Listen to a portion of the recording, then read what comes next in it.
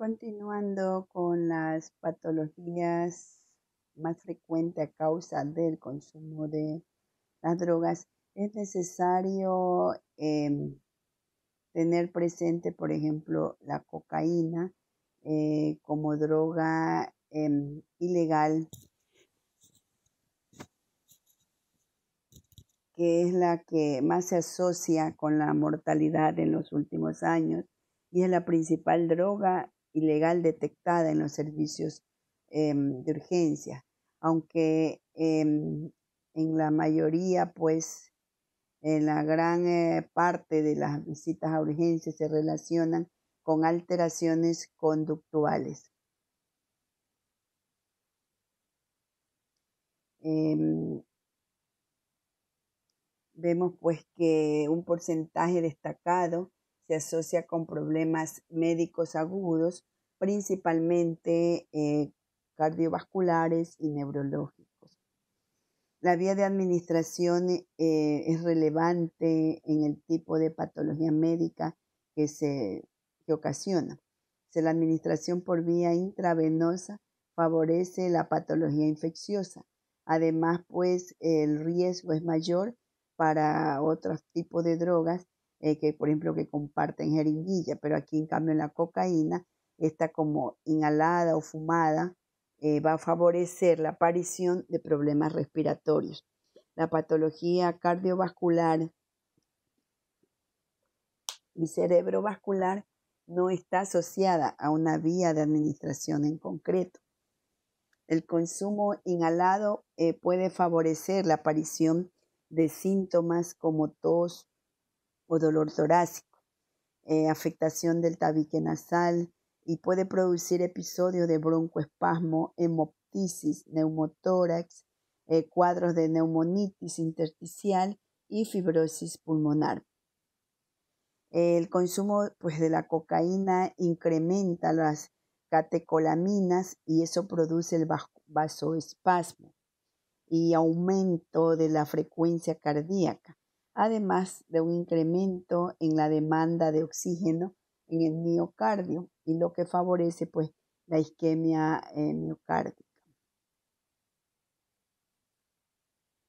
El consumo de la cocaína vemos pues entonces que va a favorecer problemas respiratorios, la aparición de problemas respiratorios. Entonces esa patología cardiovascular y cerebrovascular, decíamos pues que no está asociada en concreto a una vía de administración.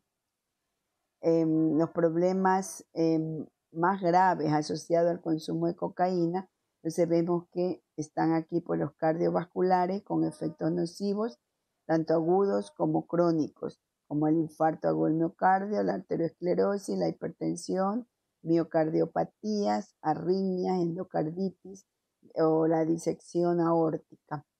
Y el consumo de cocaína incrementa esas catecolaminas que estamos viendo, pues que producen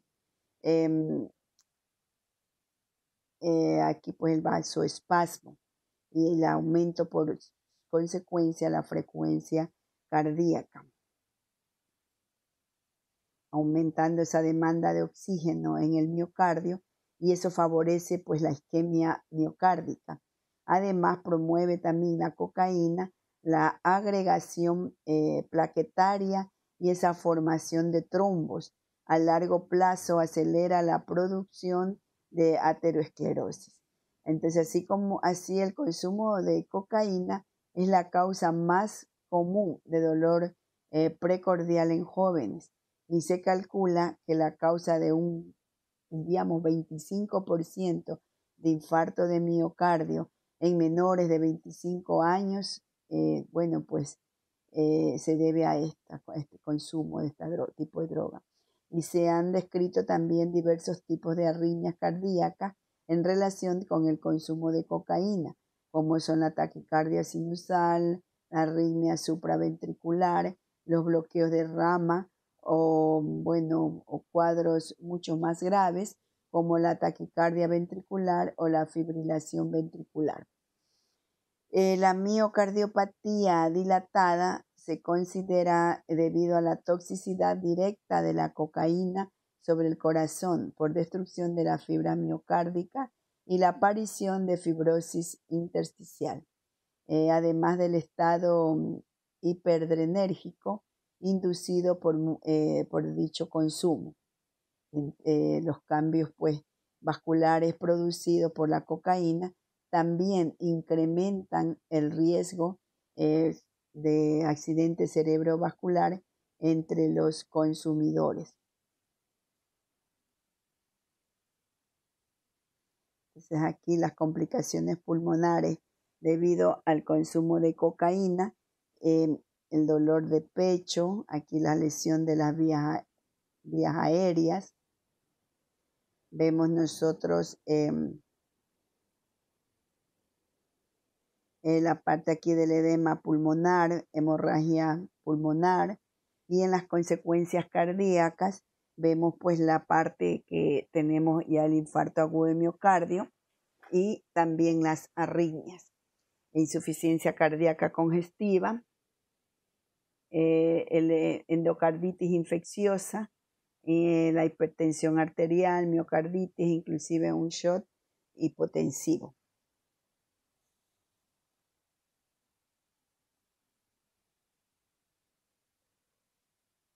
Al hablar acá, en cambio, de la heroína, vemos que el consumo por vía intravenosa durante la década de los 80, con frecuencia conjuntamente con el de la cocaína, estuvo íntimamente relacionado con la epidemia del SIDA. Y se considera que sobre 3/4 partes más o menos de las personas drogodependientes estaban infectados por el VIH y la mayoría de los casos de SIDA se debían pues a este grupo de riesgo. Y entonces vemos que en la actualidad no constituyen el principal grupo de riesgo de infección por VIH, como lo dijimos anteriormente. Aquí vemos pues que en los pacientes aparece un amplio abanico de enfermedades infecciosas y no infecciosas, como la tuberculosis, la neumonía por neumocitis carini, candidiasis esofágica, toxoplasmosis, el sarcoma de Kaposi o linfomas no Hodgkin. La otra patología infecciosa de relevancia asociada al consumo intravenoso es la hepatitis vírica. La más frecuente de las adicciones pues es la hepatitis, lo que indicaba pues, por el virus de la hepatitis C, seguida por la producida por el virus de la hepatitis B. Dada pues a la escasez de manifestaciones clínicas, el proceso diagnóstico se basa en pruebas serológicas, bioquímicas o histológicas. Para el tratamiento de la hepatitis B existen varios antivirales, o sea, los antirretrovirales, que intentan frenar la progresión a la cirrosis. El más usado es el interferón. Aquí en el caso de la hepatitis C, el tratamiento más utilizado es la combinación de interferón y la ribavirina, que presentan frecuentes efectos adversos neuropsiquiátricos. En los adictos por vía intravenosa son habituales otros cuadros infecciosos, como son las infecciones cutáneas y de partes blandas, las infecciones óseas y articulares, oculares, endocarditis, infecciones pulmonares y las enfermedades de transmisión sexual. Respecto a los huesos y las articulaciones, pueden presentarse aquí pues artritis séptica y la osteomielitis. Habitualmente son infecciones bacterianas. Aquí tenemos la inflamación del tejido del interior del ojo, es una complicación más o menos grave, sí, porque hay consumo intravenoso y esto puede incluso ser de origen bacteriano. Tenemos aquí también en bacteriano fúngico, por candidiasis, aquí las cándidas. Y entre las infecciones pulmonares, aquí van a predominar las neumonías por aspiración. Asimismo, neumonías causadas por neumococo, los hemófilos influenzae, estafilococos aureus, Klebsiella pneumoniae. Aquí vemos nosotros el KPC y por último la tuberculosis. KPC por Klebsiella pneumoniae. KP y la KPC. Tenemos nosotros también acá, pues, en la parte de los problemas médicos no infecciosos por el consumo de la heroína. En los respiratorios tenemos el broncoespasmo, alteración, disfunción pulmonar, depresión respiratoria, neumotórax espontáneo, la reagudización del asma, fibrosis pulmonar, edema pulmonar no cardiogénico por sobredosis. En los problemas renales, la glomerulonefritis focal y segmentaria, insuficiencia renal, síndrome nefrótico por adulterantes. Y los endocrinológicos, aquí tenemos hipogonadismo, el descenso de testosterona. Aquí pues tenemos la impotencia en varones, aquí se da pues, y hay también en las mujeres alteraciones menstruales y la galactorrea. En cuanto aquí vemos en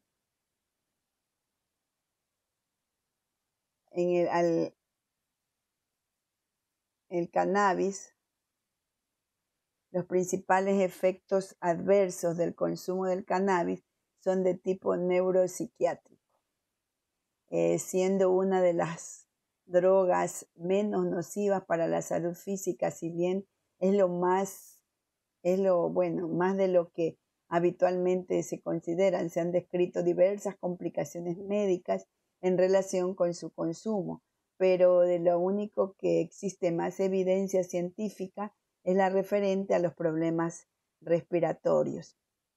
El cannabis provoca cambios histológicos pulmonares, favoreciendo esa inflamación de la mucosa y cambios celulares, y se asocia a un incremento de riesgo de enfermedad pulmonar obstructiva crónica, siendo más controvertido su papel como carcinógeno pulmonar.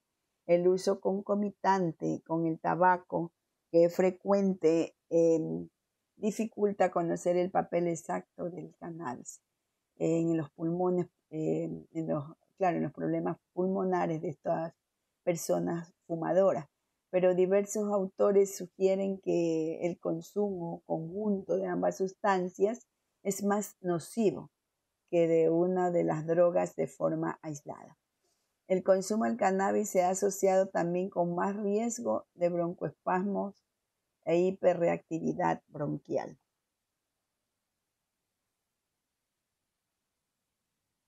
Y vemos nosotros pues como un efecto, tenemos los efectos cognitivos, efectos sobre el rendimiento psicomotor, efectos sobre el sueño, sobre el apetito. Entonces todo esto pues vemos que aquí en la parte de los efectos centrales tenemos las consecuencias clínicas, donde va a haber el cognitivo, alteraciones de la memoria a corto plazo, hay dificultad de concentración. En los efectos de rendimiento hay un empeoramiento del tiempo de la reacción y atención. Aquí vemos nosotros también pues los efectos sobre la conducción de vehículos, efectos sobre el sueño, hay somnolencia, efectos sobre el apetito, hay un aumento del apetito, y en la analgesia, sí, allí vamos a encontrar una disminución del dolor. En efectos sistémicos, que es lo que estamos centrados en este momento, vemos a nivel cardiovascular hay un aumento de la frecuencia cardíaca, aumento de la presión arterial, aumento del gasto cardíaco. En los efectos respiratorios vemos ligera broncodilatación con la exposición al humo y sustancias cancerígenas del tabaco. En los efectos oculares hay enrojecimiento conjuntival, reducción de la presión intraocular, efecto gastrointestinal, vemos aquí pues también pues efectos sobre los músculos estriados, efectos inmunológicos, vemos aquí por ejemplo hay también la disminución de hormonas sexuales, hay un aumento de la prolactina que en efectos endócrinos y en efectos del embarazo y lactancia hay mayor riesgo de bajo peso al nacer y paso del cannabinoides a la leche.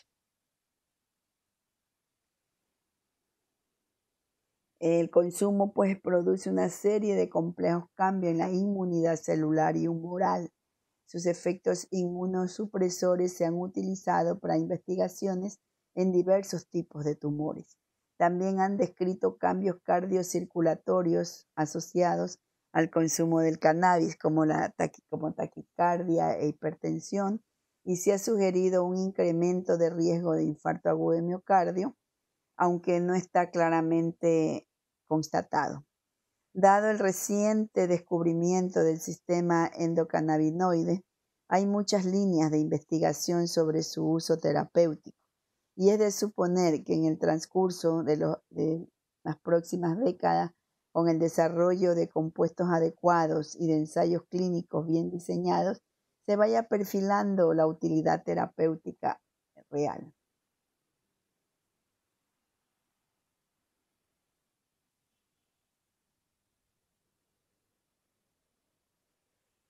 Tenemos nosotros pues que los consumidores también aquí en este caso de el cannabis en consumidores habituales se ha descrito alteraciones de memoria, fallos de atención, enlentecimiento psicomotor, fallos de las funciones ejecutivas.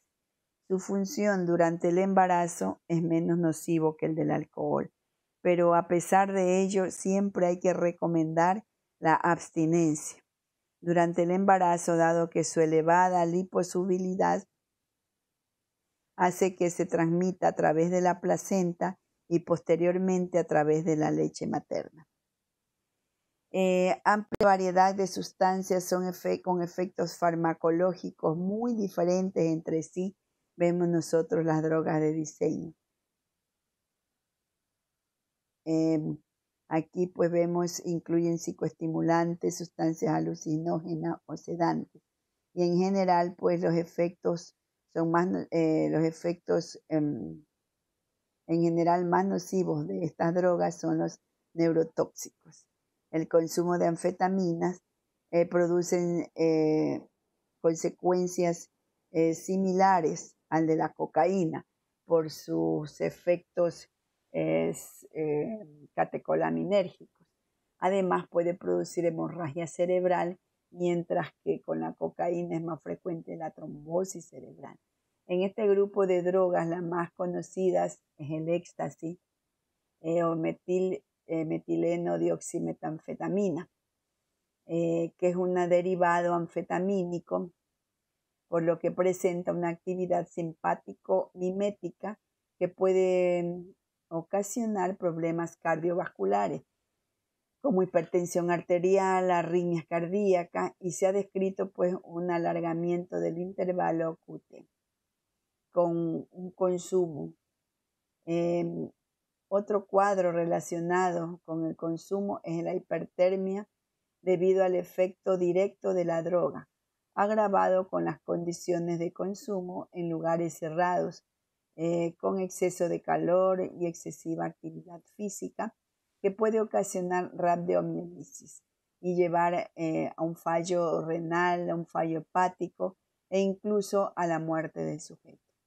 Otro síndrome hipertérmico relacionado con su consumo es debido al denominado síndrome serotoninérgico, caracterizado por la hipertonía muscular, mioclonías, temblor, hiperreflexias y confusión, teniendo aquí una mortalidad que muchas veces va pues, de un 10 a un 15%.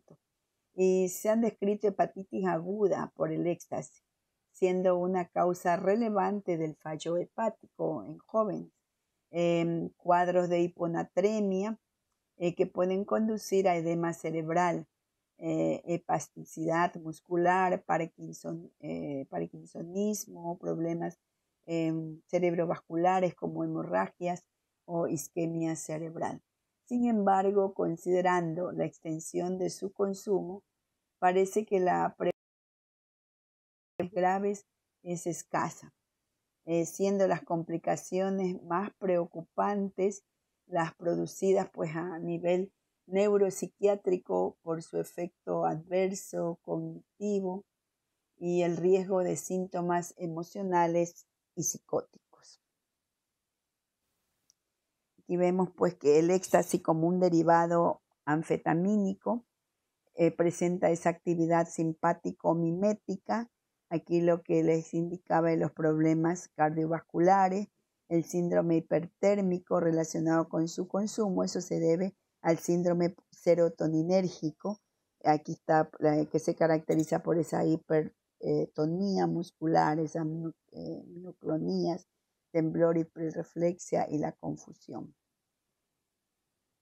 Con esto nosotros podemos pues comenzar a identificar las patologías médicas más frecuentes y poder realizar, dependiendo de toda la patología y de todos los problemas, poder preparar nuestro plan de intervención de enfermería, sea basado en necesidades.